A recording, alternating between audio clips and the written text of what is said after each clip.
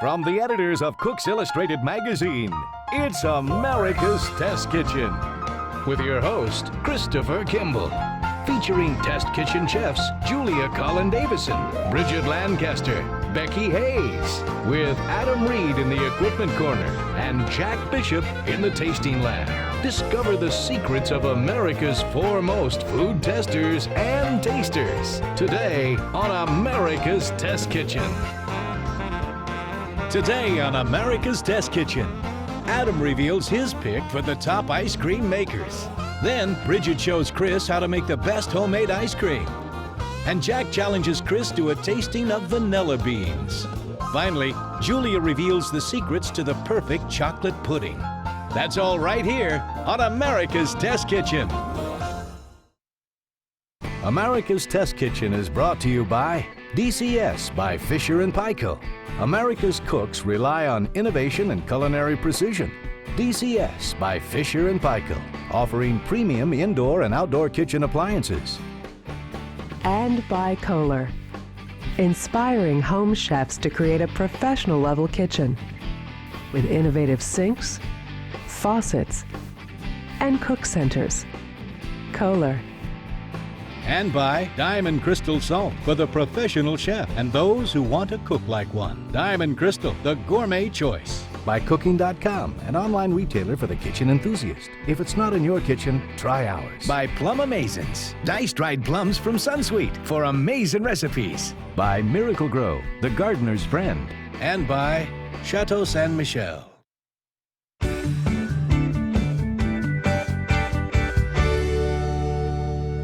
In just a minute, we're going to go into the kitchen with Bridget to figure out how to make great homemade ice cream. But before we do that, we need to stop by with Adam here at the equipment corner to figure out which kind of machine to buy. Now, I've tried the White Mountain crank model. I've tried the electric model, but you need a back porch because it makes so much noise, it's messy. So I am very confused. So I'm here. You're going to sort me out, right? We're going to sort you out on the matter of ice cream makers, Chris. We have 6 different models here. The price range was $30 to $300. These 2 in front of you have their own refrigeration units. They're self-contained. You just put the ice cream base in, turn it on, it agitates and chills at the same time. These makers in front of me have a canister that comes out of the base, and this has to go into the freezer. You freeze this hard, you put it in here, you put the base in with the agitator, and you turn it on. The third type is also a canister model that has to be frozen, but it's an attachment to the KitchenAid stand mixer, so you have to have the stand mixer to make this one go. Now, we made vanilla ice cream and lime sorbet, and really what we were assessing was the texture of the ice cream, in addition to cleaning, ease of use. And for the best texture, you want it to freeze quickly, and you want it to agitate enough to break up any ice crystals that might form. Air incorporated into the ice cream increases its volume. That's called overrun. Most premium ice creams, the Ben & Jerry's of the world, the Haagen-Dazs, have an overrun percentage of around 25%. So that was roughly our target. And you can see here 3 examples of ice cream. These were all made from 3.5 cups of vanilla ice cream base. This one has 3% overrun, so it's very dense. We'll get rid of that. This one has 28% overrun, so that's close to our target, and it's about right. This one that's overflowing had 80% overrun. It's not the perfect texture. Well, that's how you make want. money in the ice cream business. You just sell air. You increase right? volume, Yeah. exactly. What was interesting to me is that the overrun percentage didn't depend on the type of machine. We actually got ice creams with our target percentage of overrun from both types. What did depend on the machine is the texture of the ice cream the instant you're done churning it.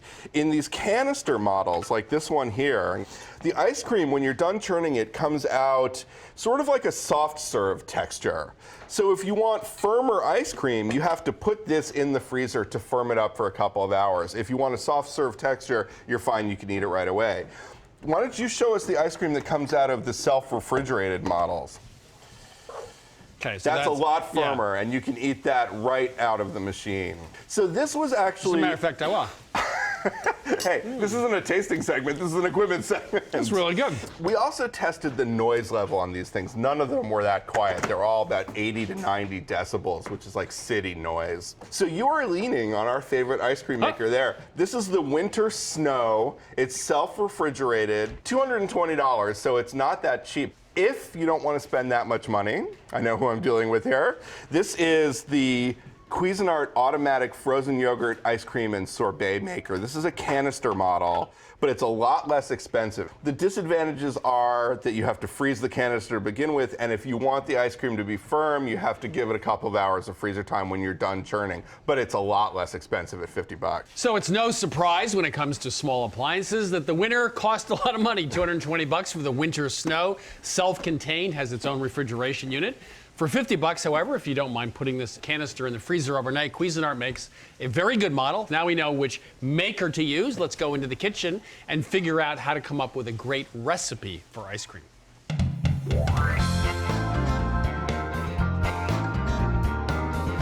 Well, we received a letter. This is an actual letter, and it goes under the category, the heading of There Is a God.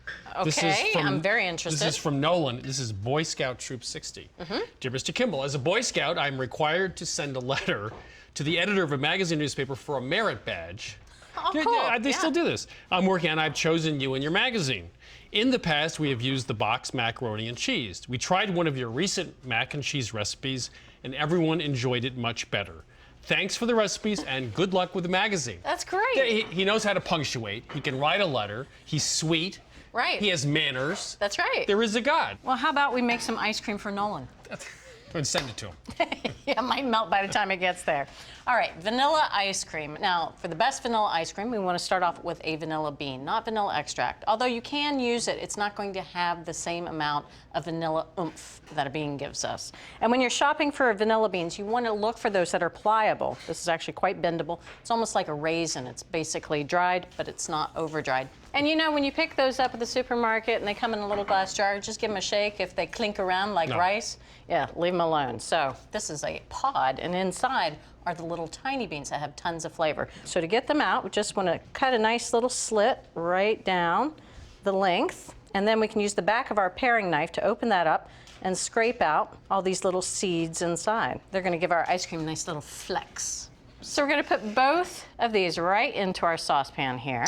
And one of the keys to ice cream, especially homemade ice cream, is cutting down the formation of ice crystals. Well, you can't have ice crystals if you don't have water in there. There's a lot of water in milk. This is whole milk. We tried evaporated milk. That just made the ice cream taste like it was already cooked to death. And we also tried powdered milk as a substitute for some of the dairy.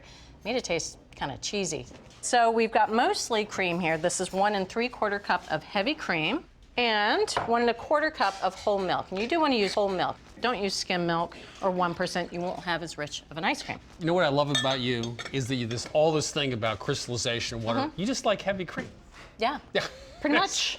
We need some sweetener in there, and we're going to use granulated sugar. This is 1/4 cup plus 2 tablespoons. One of the things that we looked at on the labels of commercial ice creams, and a lot of them have emulsifiers or stabilizers in there to help prevent the formation of ice crystals. Well, we looked at how we put together our custard. We actually made a few custards. One of them we made with cornstarch, one of them we made with flour, and one of them we made with gelatin.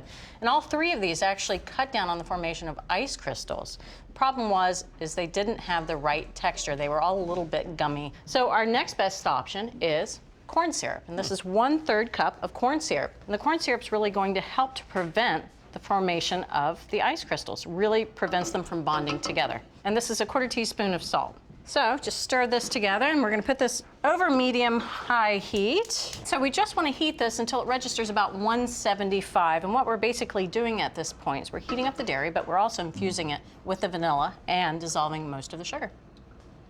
All right, we've hit 175, the magic number. Just want to pull this off heat so it doesn't continue to climb.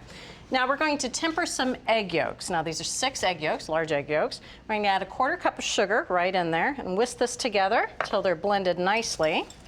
We should just say, by the way, don't do this ahead of time, because if you let sugar and egg yolks sit for 5 minutes, the egg yolks get hard. That's absolutely, they almost look cooked. Yeah. That's right.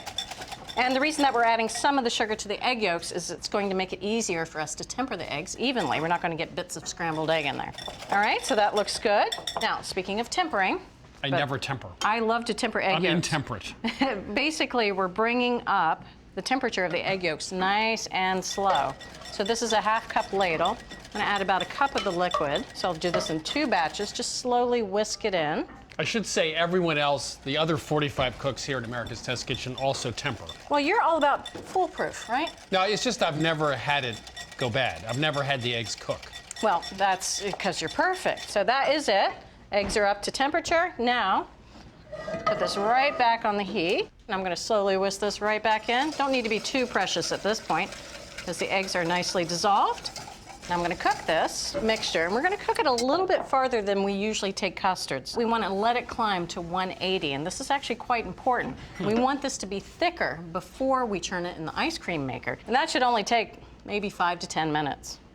All right, so 180, and we don't wanna let that cook any longer because the eggs will begin to curdle. So we're just going to let this cool down in this big old bowl for about 10 to 20 minutes.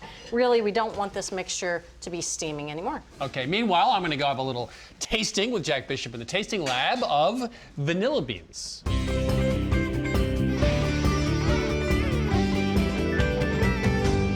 For years, I had terrible experiences buying vanilla beans at the supermarket in these glass jars. I get them home and they were hard as a rock and very little flavor.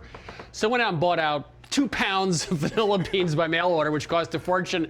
I left them in my drawer, and by the time I got to them a year later, they were also awful. So the question is, should you go to the supermarket and buy vanilla beans? Maybe that's a good idea, or maybe you should go spend a ton of money at some exclusive little mail order joint. I'm going to answer your question, All right. Chris. This is creme anglaise. So it's a dessert sauce. It's got vanilla bean in it, obviously.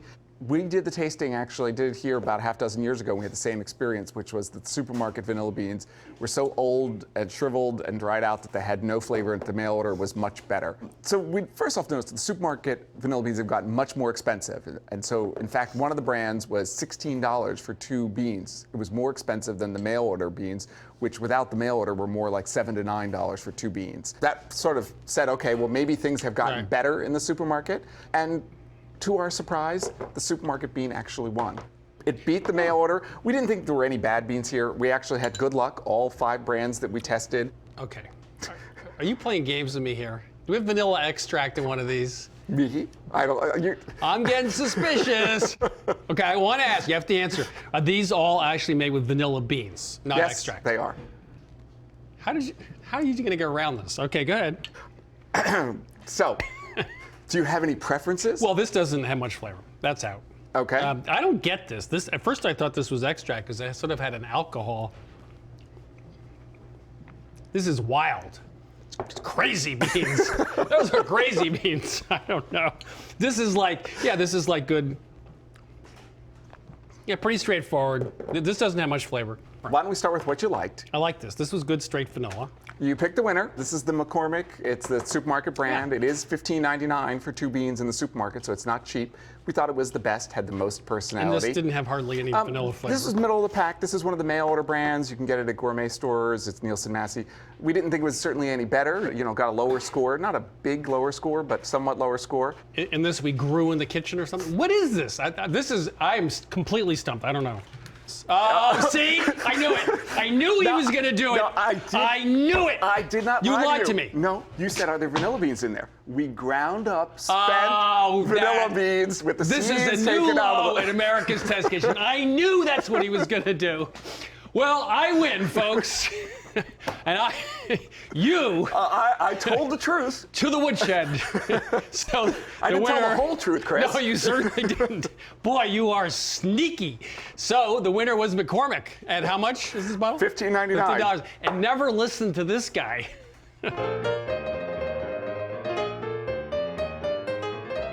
Now our custard mixture has cooled down. Took about 20 minutes and there's no more steaming. Now traditionally we would put all of this in the fridge because we want to lower it down to around 40 degrees, and that's pretty standard. So basically, again, this is a 1/2 cup ladle.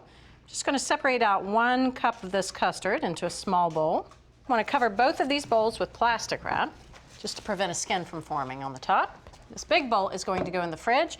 Small bowl is going to go into the freezer. And both of them should stay in there for about 4 hours at a minimum. You can do it up to 24 hours in advance. All right, so both the refrigerator base, freezer base is out, and you can feel how hard that is, completely frozen. And this refrigerator mixture is actually pretty cool as well. I'm going to show you how this is actually going to lower the temperature of this base. So just want to scrape this mixture right in here. Try not to eat it. I'm sure it's delicious. And I think I can plop the rest out there. Now, I'm going to stir this, dissolving the fully frozen base into the refrigerated base, lowering the temperature. All right, so that really lowered that to about 30 degrees. So now we're going to strain this mixture, get rid of all little bits of pod in there. All right, so that's great. So now I want to put it into my canister, and we pre-froze this canister. It's good to do that for at least 24 hours. It's important to do it this way because it's the agitation really breaks down any formation of ice crystals. Now we want to let this churn, and it'll take about 15 to 25 minutes to take it down to a soft serve consistency. And the ice cream itself should register at about 21 degrees. I love soft serve ice cream, but we are going to freeze this in a slightly different way. That means I'm not going to get any of this? No, not right now. Okay. Not right now. Okay, I'll be right back. I'm going to go to the freezer and get our secret weapon. We're going to bake this. No, I'm just kidding. This is a baking pan, just a regular 9-inch baking pan, and we're going to transfer this ice cream quickly right into the baking pan. What this is going to give us is more surface area, which will freeze faster. Again, faster freezing means smaller crystals. Smaller crystals. That's right. So just spread it out. Again, we're using a pan that's been in the freezer, so it really slows down the melting here. And I do want to cover this. You put the spatula in the sink? Yeah, that's clean. You can lick out the sink later. So I'm going to put this right in the freezer for about an hour. All right, so this pan of ice cream has spent about an hour in the freezer, and you can see that it's really firm around the edge, but it's not as firm as I want it to be. So now I can transfer this to a quart container. So I'll just scoop it right into this container. Now it's starting to look like ice cream. We're filling this up to the top. Now I'm going to put the lid on, seal it really, really well. All right, so this ice cream is ready to go into the freezer. Now I'm only going to have to leave it in there for 2 hours to bring it to a scoopable, hard consistency, and that's actually a huge reduction in time. I'm taken by the fact that you showed up, that you want some ice cream. I came back, yes. This is lovely and firm, but it's still soft enough to make for a nice scoop. So, ready? Yeah, am I ready? A few scoops for you. 2 scoops each. What do you think? That's good. I am so ready for this.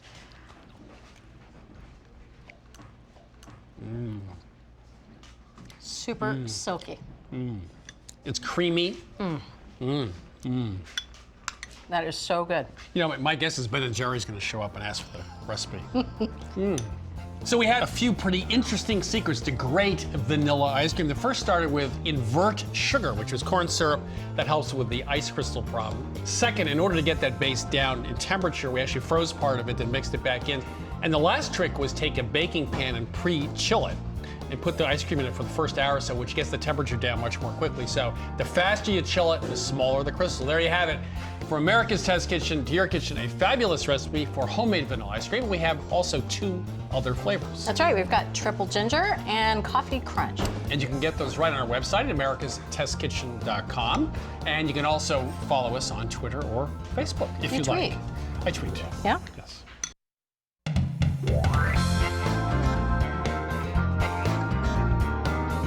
You know, one of the hot topics in the food world these days are taste memories, food memories. And this is one of the few things I remember from my childhood food that I really loved. It was Mighty Fine chocolate pudding. No, and I haven't had it since I was a kid. You haven't had it since? I haven't had it since, and I really have a fond memory of it. Oh dear. Well, here you go. We've made it for you. Okay. You really haven't had it since? No. Okay. And it was a fond memory. I don't want to ruin the memory for you, though. Am I going to be tearful? Yeah, a little bit. Oh. Yeah. It's almost malt. It has almost no chocolate flavor. It's very gelatinous. Well, the back of the box is sugar. We haven't got the chocolate yet. Cornstarch. The third ingredient is cocoa. Ah. And then food starch. So Yeah. there's not a lot of chocolate in Mighty Fine. Now, what's No. this one? Now, here are 2 homemade versions, and you said cocoa and chocolate. We want chocolate flavor. This one's made with no cocoa, all chocolate. Oh, wow. Tastes like chocolate, Doesn't it taste good? but it has a sort of grainy texture. Yeah, that's right. So, good flavor. That's right. And this one looks This one is smooth. all, yeah, isn't that a looker? It's all cocoa. And it is a real looker. Smooth. Yeah, but very It's mild. like a really good bourbon. Yeah. Except it has no flavor. So That's right. A lot of chocolate, bad texture, but good flavor. Mm-hmm. Cocoa powder, great texture, lousy flavor. That's right. Mighty fine, forget about it. Forget about the box stuff. Okay. We really want to find the middle ground here. We want the flavor of this one and the texture of this one. Okay. So, to get started, now in terms of flavor, one easy way to really boost the chocolate flavor is actually not with chocolate at all. This is vanilla extract. This is 2 teaspoons of vanilla extract and espresso powder, which we've used in other chocolate desserts. And we're just going to dissolve the espresso powder in the vanilla and set this aside and add it to the pudding at the end. And that'll really boost that chocolate flavor. Now, when it comes to sugar, obviously you need sugar to make the pudding sweet, and this is half a cup of sugar. And we're going to use a combination of cocoa and chocolate. This is 3 tablespoons of Dutch processed cocoa, a thickener, cornstarch. We tried other thickeners, including gelatin and pectin, but they really didn't pan out. So this is 2 tablespoons of cornstarch and just a little bit of salt. This is a 1/4 teaspoon of salt. And the interesting thing I found is how many recipes, not ours, but other recipes out there that are dessert recipes that don't include salt. Because salt, although obviously important for savory foods, are just as important for desserts. So we're going to whisk that together. So now we're going to add the liquids. And of course we tried a variety of things because the dairy is what mutes the chocolate flavor, but you really need it for texture and richness. And this is half a cup of heavy cream. Well, that's the basic problem. Milk chocolate has very little chocolate flavor versus dark chocolate. It's another balancing act. That's right. We're going to add 3 egg yolks. This is a thickener, but also enriches the pudding. You want to make sure with this stage that you really get into the corners with a spatula because the dry ingredients can hide there and wreck your pudding. All right, so this is milk. This is 2½ cups of milk. And this is whole milk. Now you could use a low-fat milk, but the pudding would be a little bit less rich. And then when it's all combined, we're going to bring it to a strong simmer. And then when it reaches a strong simmer after about 5 minutes, cook it for about 30 seconds longer. And then we're going to take it off the heat and add the chocolate. So you can see this is starting to really thicken up. And it's just coming to a good simmer. And then cook it about 30 seconds longer. Make sure all the cornstarch is activated. Well, that is perfect. So it's been bubbling for about 30 seconds. Now I'm going to take it off the heat and add the remaining ingredients. This is 5 tablespoons of butter, which of course make the pudding nice and rich. And it'll melt right in there. And now we're going to whisk in the chocolate. And this is 4 ounces of bittersweet chocolate. Would you like a little? Now, some recipes we try like that one, I think it was like 6 or 8 ounces, right? It was more. That's right. But really, this is as much chocolate as you can put into the pudding before it starts to turn grainy and chalky. Now, we really like to chocolate with the 60% cacao. And of course, last but not least, the vanilla with our espresso powder. Oh,